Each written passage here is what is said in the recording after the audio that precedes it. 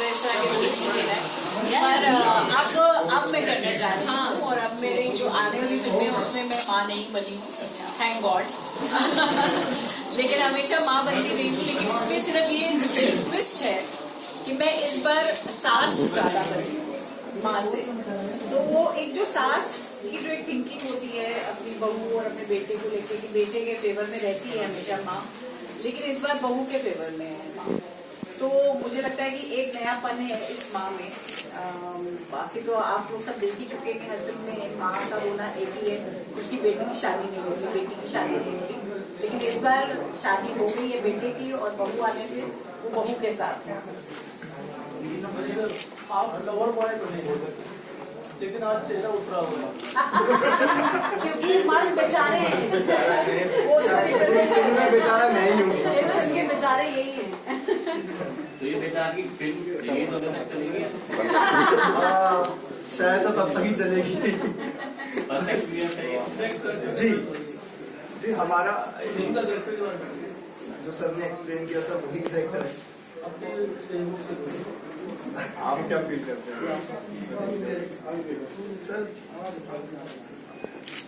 मेरी तो समझ से ही बात है। एक्सपीरियंस बताइए, मूवी शूट हो रही थी, किस तरह का एक्सपीरियंस था डायरेक्टर के साथ, एक्टर्स के साथ, सीनियर एक्टर्स? बहुत मजा आया। मैं अतुल सर, विजेंद्र सर सभी बहुत अच्छे हैं, इनके साथ मुझे बहुत अच्छा लगा काम करके। और एक फैमिली जैसा ही माहौल था पूरे सेट पर, ऐसा नहीं था कि अलग है। मतलब वहाँ पे ऐसे ही लग रहा था कि ये मेरी माँ है, विजेंद्र सर फादर हैं, पापा हैं, और अतुल सर चाचा हैं। उनको तो मैं आज तक नहीं चाहता। उल्टा हो गया उल्टा हो गया। अतुल सर पापा हैं, नहीं विजेंद्र नहीं चाहते। सर ये बेचारा होने के लिए क्या है? इसीलिए अब आपको पता चल गया कि एक्चुअली ये मेरे जो दोनों मनोकृति की भी जो कास्टिंग है वो एक्सीडेंटल हुई। मैं सीमा जी के साथ सीमा जी को स्क्रिप्ट सुनाने गया था, तो वहाँ पर मुझे मनोकृति घर में मिला। तो मुझे एकदम मैंने ऐसा सोचा कि आपकी डॉटर बोला हाँ थिएटर करती है। तो मुझे मैंने कहा कि मैं अगर मैंने इनको स्क्रिप्ट दी कि मैं ये चाहता हूँ आप रोल देखो, मुझे लगता है कि आप इसका करो। तो फिर इन्होंने देखी स्क्रिप्ट, क्योंकि मैंने बोला कि वो वही डिसाइड करेगी कि उससे करना है कि नहीं करना। तो उनको स्क्रिप्ट अच्छी लगी, अपना रोल भी अच्छा लगा। देन उसके बाद ये दो बेचारे, मतलब औरत बेचारे बेचारे मुझे मिले। और सबसे इंटरेस्टिंग बात ये कि आप सबको बहुत लोगों को नहीं पता होगा, हमने एक फिल्म को चूज किए रिलीज के लिए, वो है 19 नवंबर इंटरनेशनल मेंस डे, यानी कि मेंस का भी कोई डे होता है। हमारा जो मकसद है इस फिल्म के साथ पॉजिटिव नोट में कि पता चले कि भी मर्द औरत मर्द, हम अभी इक्वलिटी की बात कर रहे हैं, तो कहीं ना कहीं वो चीज मर्द का भी डे सेलिब्रेट होना चाहिए जैसे लेडीज का होता है। उस चीज को हाईलाइट, इंटरनेशनल मेंस डे को हमने ये डे चुना है।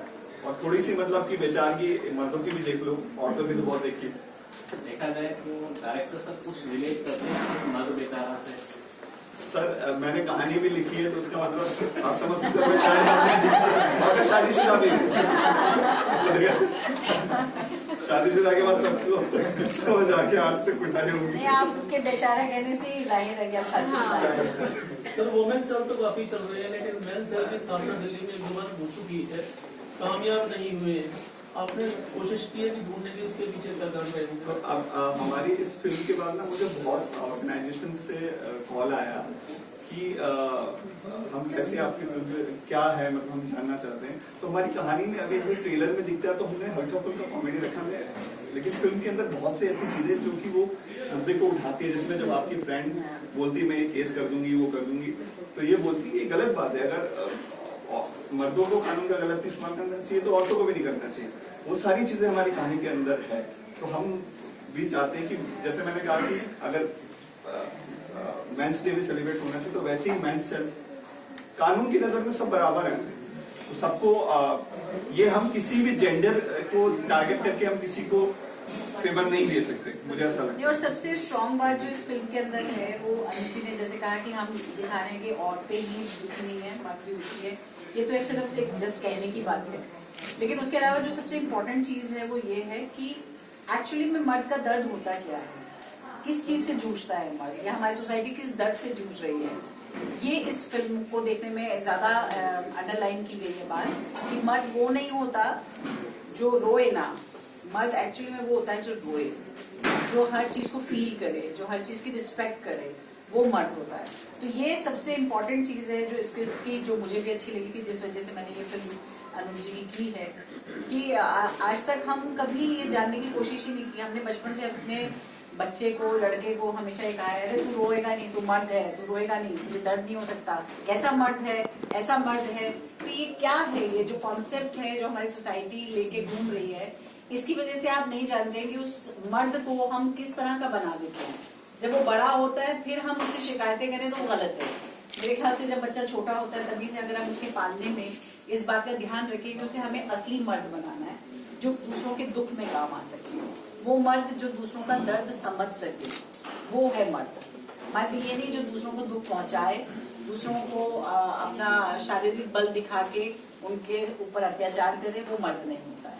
तो मर्द की ताकत कहाँ है, तो उसका जो कॉन्सेप्ट है, जो एक्चुअल कॉन्सेप्ट है, वो अनुज जी ने उठाया है, जो कि सबसे पावरफुल चीज है इस फिल्म की। बाकी मजाक करने में तो हम मजाक कर ही रहे हैं कि औरतों का दर्द, बेचारा मर्द, बेचारा मर्द, पर एक्चुअली में आप देखेंगे इस फिल्म के बाद आपको भी रियलाइज होगा कि एक्चुअल में हमने सोसाइटी में उस मर्द को बहुत बेचारा करके रख दिया है, जिसे हम गलत तरीके से पाल रहे हैं। जैसे आपने बताया कि आप शादीशुदा भी हैं, तो हम जानना चाहेंगे कि शादी से पहले मर्द का क्या दर्द होता है और शादी के बाद क्या दर्द? देखिए, मर्द का दर्द हमारी फिल्म में लास्ट में एक डायलॉग होता है, वो आप देखेंगे फिल्म में, उसमें होता है मर्द का दर्द तो बचपन से शुरू हो जाता है। अब देखिए कि इक्वली क्या होता है, जब बच्चा छोटा होता है तो औरत, लड़का हो या लड़की, तो तब बच्चे बराबर होते हैं, लेकिन जैसे ही वो थोड़ा सा बड़ा होने लगता है तो उसको एक अलग जोनर में डाल दिया जाता है। बेटी नहीं जाएगी, इसको भेजो, तुझे देखना है, तुझे जिम्मेदारी उठानी है, तू रो रहा है, बहन भी तो रो सकती है, तू क्यों रो रहा है? तो शुरू से ही प्रेशर शुरू होता है, फिर नौकरी की पढ़ाई। अब क्या होता है, लड़की के साथ ये बात मधुकृति भी सहमत होगी कि आज भी औरत के लिए प्रेशर नहीं है। अगर वो पढ़ नहीं पाई और जॉब नहीं करेगी तो उसके लिए कोई बड़ा इशू नहीं है, उसकी शादी हो जाए, लेकिन ये मर्द के साथ नहीं हो सकता। और हमारी फिल्म में ऐसा होता है कि लड़की की जॉब नहीं होती और उसको कितने ताने सुनने पड़ेंगे कि भाई औरत की कमाई खा रहा है। तो ये जो कॉन्सेप्ट है ना, हमने खुद बनाया। घर में अगर वो काम कर लेता है तो उसका मजाक उड़ा दिया जाता है। घर का काम करता, घर का काम करेगा, अरे तू मर्द कैसा है, तू बर्तन मांजेगा, तू मर्द कैसा है? ये किसने डिसाइड कर लिया कि अगर ये बर्तन मांजने या घर में झाड़ू लगाने या घर का काम करने या बच्चे को गोद में उठाने से एक मर्द की मर्दानगी चली जाती है, तो वो मर्दानगी सिर्फ पैदा करने तक की है सीमित, उसके बाद की मर्दानगी कहाँ चली गई आदमी की? तो ये जो गलत कॉन्सेप्ट हमारी सोसाइटी के हैं, जिनको हम लेके ढो रहे हैं इतने सालों से, मुझे लगता है कि अब जैसे बदलाव आया है तो हमने, औरतों ने क्योंकि हल्ला मचा दिया, औरतों ने इनकलाब लाने की कोशिश की, झुंड इकट्ठे कर लिए, जुलूस निकाले, तो हमारा फोकस चला गया ओ औरतें दुखी हैं, और आदमी ने तो कभी ऐसा किया ही नहीं। लेकिन अगर आप देखें तो शायद उसका दर्द तो औरतों से भी ज्यादा है, क्योंकि ये ऐसा क्यों भ्रम है कि माँ बाप की जिम्मेदारी भी लड़के की ही होगी। क्यों लड़की को पैदा नहीं किया क्या माँ बाप ने?